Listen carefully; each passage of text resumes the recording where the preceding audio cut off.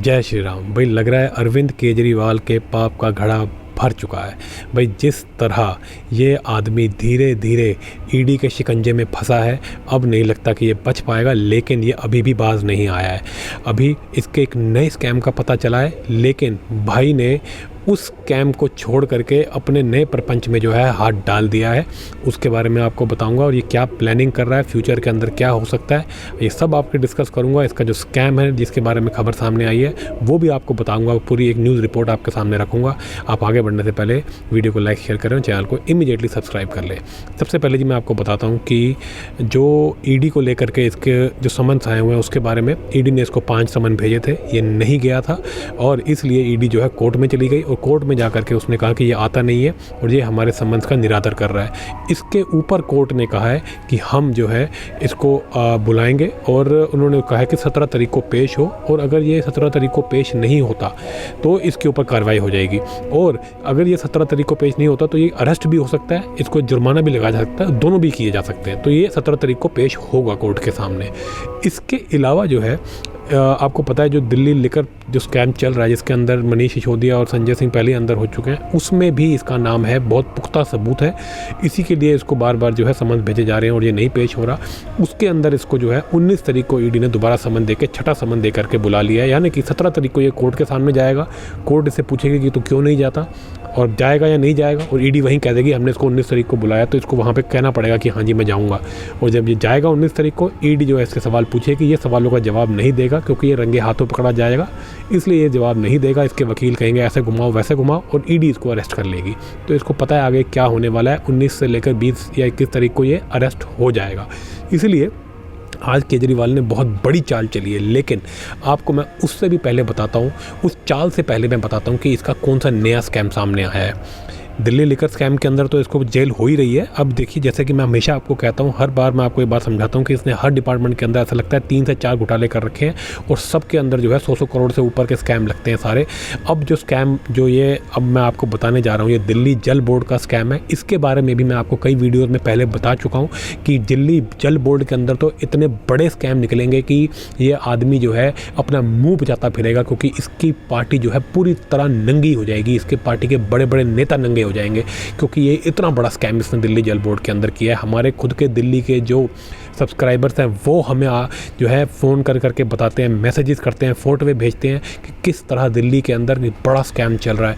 अभी जो स्कैम सामने आया है मैं आपको उसके बारे में बता देता हूँ। सुनिए जी, दिल्ली जल बोर्ड से जुड़ा जो है ये हिंदुस्तान अखबार की बहुत ही क्लियर खबर है, मैं आपको ये पढ़ के सुनाता हूँ। दिल्ली जल बोर्ड ऑडिट, पैसे का दुरुपयोग, खातों में गड़बड़ी, कैग को क्या क्या मिला। पहले मैं आपको थोड़ा सा बैकग्राउंड बता देता हूँ, इसके बारे में पहले मैं वीडियोज़ में बता चुका हूँ, लेकिन मैं अब इसके बारे में दोबारा से आपको रिकैप करवा देता हूँ। CAG जो है ये comptroller and auditor general of India एक बॉडी है जो कि सरकारी जो भी खर्चे और ये सब होते हैं, जो भी सरकार खर्च करती है, जो भी इन्वेस्ट करती है, इसके ऊपर नज़र रखती है, इसके जो है पूरे खातों का ऑडिट करती है, मतलब जांच करती है कि कोई गड़बड़ ना हो, और उसको अगर कोई गड़बड़ लगती है तो वो एक ऑडिट रिपोर्ट के अंदर बताती है। इसकी जो है ये जो चोरी पकड़ी गई है ये 17-18 की है, 2017-18, यानी कि आज से 6-7 साल पहले की है ये रिपोर्ट। लेकिन ये अब क्यों आ रही है, इसके बवाल अब क्यों मचा है, क्योंकि ये आदमी इस रिपोर्ट को असेंबली के अंदर टेबल नहीं करता था। इसके पास ये पावर थी कि ये इसको टेबल करे या ना करे, इसने टेबल ही नहीं करी, जबकि हमेशा CAG की रिपोर्ट जो है हर सरकार टेबल करती है, क्योंकि उससे वो कॉन्फिडेंस दिखाती है कि हाँ हमने कोई घपला नहीं किया, ये देखो रिपोर्ट। लेकिन इस आदमी को पहले से पता था, ये पहले दिन से चोरी में लगा हुआ है, इसलिए इसने इसको रिपोर्ट को रोक के रखा था। और बीजेपी इस पर लगातार अटैक कर रही थी। LG साहब की तरफ से भी इसको कहा जा रहा था कि रख तू वो रिपोर्ट, क्योंकि दिल्ली जल बोर्ड के अंदर इतना बड़ा स्कैम हुआ है। और वही मैं आपको वीडियोज़ में पहले बता रहा था, पहले दिन से समझा रहा था कि दिल्ली जल बोर्ड के अंदर बहुत बड़ा कांड है। हमारे सब्सक्राइबर हमें बताते हैं कि दिल्ली जल बोर्ड के जो मीटर लगे होते हैं उनके घरों में दिल्ली के अंदर, ये आते हैं, इसके लोग मीटर की रीडिंग लेने आते हैं और वहीं पे सेटिंग करते हैं मीटर्स की, और उनसे पैसा ले करके जुगाड़ करके मीटर जो रीडिंग है वो कम करके चले जाते हैं। मान लीजिए 4-5 हज़ार का बिल है तो ये घर पे आते हैं, 500 रुपये लेते हैं और बिल को 2000 कर देते हैं। ये इस तरह की सेटिंग होती है दिल्ली के अंदर, ये तो अलग है। मतलब मैं आपको बता रहा हूँ कि दिल्ली जल बोर्ड के अंदर इतने बड़े बड़े घोटाले जो मैं आपको पहले से बताता आया हूँ। अब इस घोटाले की बात करते हैं जी। तो जी सुनिए, अब दिल्ली जल बोर्ड की कैग रिपोर्ट में कई अनियमितताएं मिली हैं। रिपोर्ट को दिल्ली सरकार ने के साथ शेयर किया गया है, हालांकि अभी तक इसे विधानसभा में पेश नहीं किया गया है। खातों में गड़बड़ी मिली है। नियंत्रण एवं महालेखा परीक्षक यानी कि कैग सीएजी की रिपोर्ट 2017-18 में दिल्ली जल बोर्ड के खातों में कथित अनियमितताओं को उजागर किया गया है। इस रिपोर्ट को दिल्ली सरकार के साथ शेयर किया गया है, लेकिन अभी तक विधानसभा में पेश नहीं किया। माना जा रहा है कि इसमें बोर्ड ने अपने खर्चे को कम करके दिखाया है, जिससे काफ़ी नुकसान हुआ है। अब सुनते जाइए, अब इसका आपके पैर के नीचे से ज़मीन निकल जाएगी, कितना बड़ा फ्रॉड कर दिया इस कट्टर ईमानदार ने। इससे राजस्व सेक्शन द्वारा दिए गए आंकड़ों एवं थोक और खुदरा पानी के बकाया के खातों में विसंगति से समझा जा सकता है। ऐसा पता चला है कि रिपोर्ट में जहां राजस्व सेक्शन के बकाये को लगभग 9,000 करोड़ रुपए के रूप में लिस्ट किया है, वहीं बोर्ड के खातों में यह आंकड़ा सिर्फ 2800 करोड़ है, यानी इसमें 6,000 करोड़ रुपए से अधिक का अंतर है जी। अब आप समझिए, जो रेवेन्यू में दिखाया जा रहा है वो दिखाया जा रहा है 9,000 करोड़ मोटा मोटा, और जो अकाउंट्स में दिखाया जा रहा है 2800 करोड़। 6,000 करोड़ बीच में से गायब है। 6,000 करोड़ से ज़्यादा ही है, लेकिन आप मोटा मोटा 6,000 करोड़ मान के चलिए, वो बीच में से गायब है। अब वो कहाँ, किधर है अभी, किसके पास है, कौन खा गया उसको, किसके पेट में है वो? आम आदमी पार्टी खा गई, अरविंद केजरीवाल खा गया, उसके पार्टी के लोग खा गए, कौन खा गया? इंडियन एक्सप्रेस की रिपोर्ट के अनुसार दिल्ली सरकार ने इस मामले में कोई टिप्पणी नहीं की है। वित्त विभाग द्वारा जल उपयोगिता में पैसे के मिसमैनेजमेंट को लेकर के चिंताएं जताई जाने के बाद मुख्यमंत्री अरविंद केजरीवाल ने पिछले साल दिसंबर में पिछले 15 सालों का कैग ऑडिट कराने का आदेश दिया था। इस मक्कार को जब पता चला कि इसकी चोरी पकड़ी जाएगी, इसको सब ने बहुत प्रेशर बनाया कि भैया जो है तो इसका ऑडिट करवा, तो इसने ये कह दिया कि पिछले 15 साल का ऑडिट आप करवा दीजिए। अब 15 साल का ऑडिट क्यों करवाया जाए भाई? क्योंकि ये चाहता था कि इस पर टाइम ख़राब हो। ऑडिट करना कोई आसान काम नहीं होता। अगर 15 साल का ऑडिट करना है तो 5-6 साल निकल जाएंगे उसके अंदर, तो इसको पता था, इसलिए करता शुरू से करवा लो। वहाँ पे उसी टाइम एलजी ने जो है इसको लिख करके ये कह दिया कि जी हम 15 साल का क्यों करें, वो पहले का तो हो चुका है। गड़बड़ सारी 17-18 के अंदर मिली जा रही है, तो हम 17-18 का करेंगे। तुम क्यों टाइम ख़राब करना चाहते हो? ठीक है जी। हालांकि उनके अनुरोध को एलजी वीके सक्सेना ने खारिज कर दिया, जिन्होंने कहा कि 2017-18 की रिपोर्ट से पहले विधानसभा में पेश किया जाना चाहिए, कि 2017 के पहले जरा 17-18 की रिपोर्ट को पेश कर दे। अधिकारियों ने कहा यह रिपोर्ट में करंट यानी कि चालू खाते जो है करंट खातों में के बारे में भी बात की गई है, और उल्लेख किया गया है कि बैंक रिकॉर्ड और वित्तीय वितरण के अनुसार शेष राशि के बीच में 1,000 करोड़ रुपए से अधिक का अंतर है। ठीक है जी। और सुनिए, अधिकारी ने कहा ये दोनों आंकड़े ओवरड्राफ्ट में हैं। रिपोर्ट में कहा गया है कि यह विसंगति धोखाधड़ी या धन के दुरुपयोग की ओर इशारा करती है। ये कैग की रिपोर्ट में साफ साफ लिखा गया है कि इसके अंदर स्कैम लग रहा है, कर दिया गया है, इसीलिए ये इस रिपोर्ट को पेश नहीं कर रहा था। सूत्रों ने कहा कि हर महीने हर घर को 20 किलो लीटर तक मुफ्त पानी उपलब्ध कराने की दिल्ली की प्रमुख योजना को भी रिपोर्ट में जिक्र किया गया है। ये जो फ्री पानी, फ्री बिजली का ढकोसला करता है दिल्ली में, उसके अंदर भी इस रिपोर्ट ने बताया है कि ये कुछ गड़बड़ है इसके अंदर। और सुनिए आगे, एक अधिकारी ने कहा डीजेबी यानी कि दिल्ली जल बोर्ड को जहां सब्सिडी के तौर पर लगभग 425 करोड़ रुपए का मुआवजा अनुदान प्राप्त हुआ, वहीं रिकॉर्ड बताते हैं कि 400 करोड़ रुपए की राशि दी गई थी। ठीक है जी, लेकिन यह आय और व्यय खाते में नहीं दिखती। 425 करोड़, 400 करोड़ भी गायब। इसके कारणों का खुलासा नहीं किया गया है कि वो कहाँ गया, क्यों गायब हो गया। सूत्रों से पता चला है कि रिपोर्ट में एक और कथित अनियमितता विज्ञापन को लेकर के भी किया गया। ये केजरीवाल जो है ये एडवर्टाइजिंग के अंदर तो सबसे बड़ा स्कैम करके बैठा है, इसके अंदर भी इसके ऊपर बात की गई है। इस रिपोर्ट के अंदर ये भी कहा गया है कि जो ये एडवर्टाइजिंग देता है उसके अंदर भी कोई 10-12 करोड़ का घपला इसने किया हुआ है।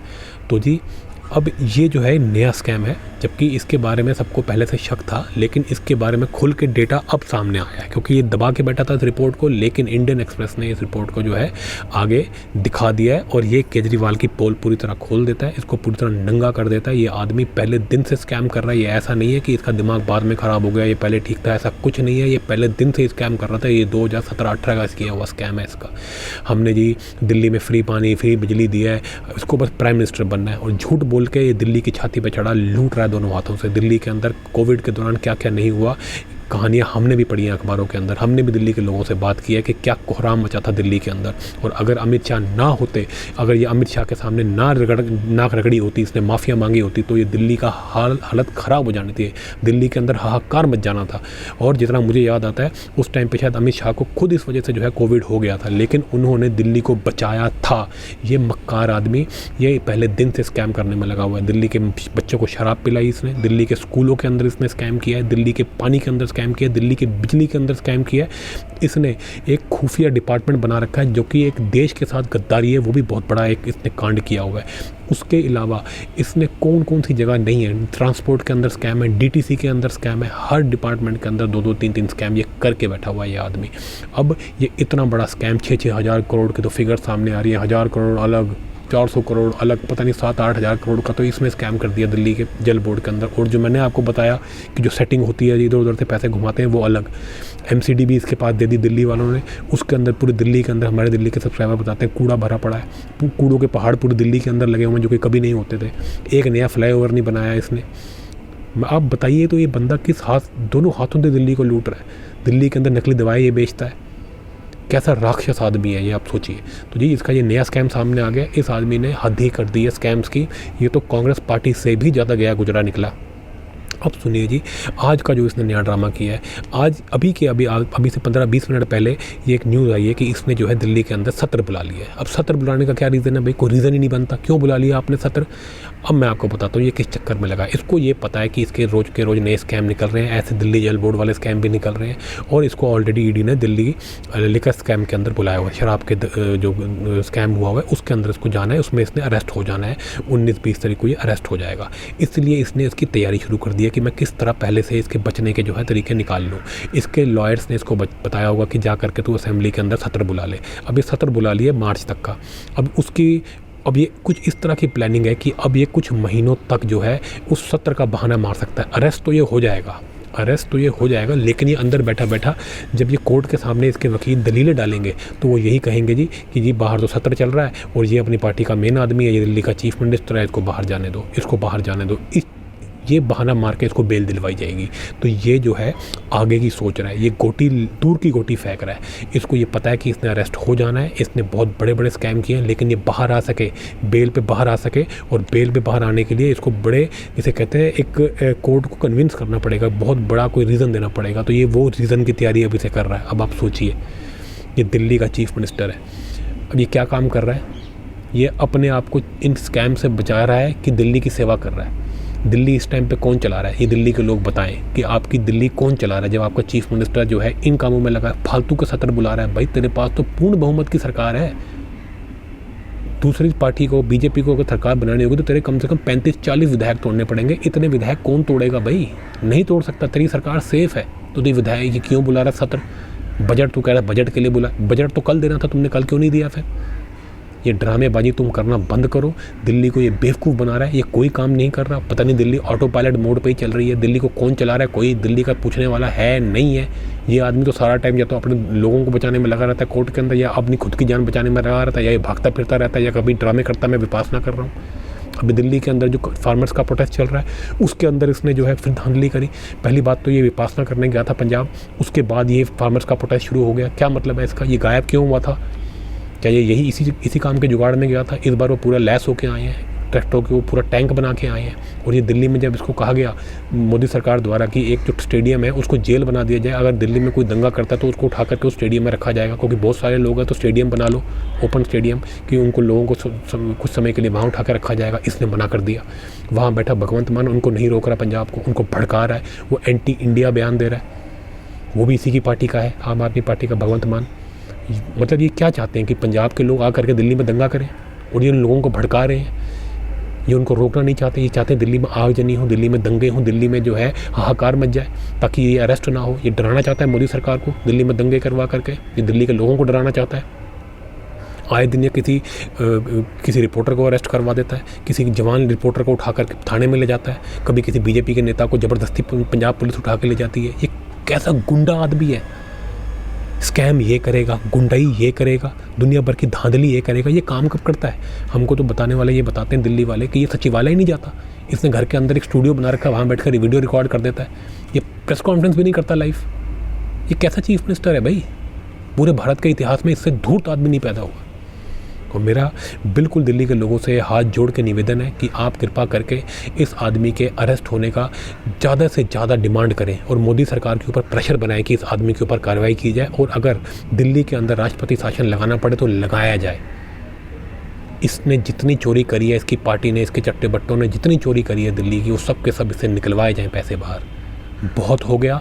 अब ये ऐसे पूरे देश को, ऐसे दिल्ली जो भारत की कैपिटल है उसको ऐसे दंगाई के मोड में नहीं ले जा सकता। हमेशा ये जो है उसको तलवार की नोक पे, और हमेशा गुंडाई नहीं कर सकता वहाँ पे। ये एक बार दंगा पहले भी करवा चुके हैं इसकी पार्टी के लोग।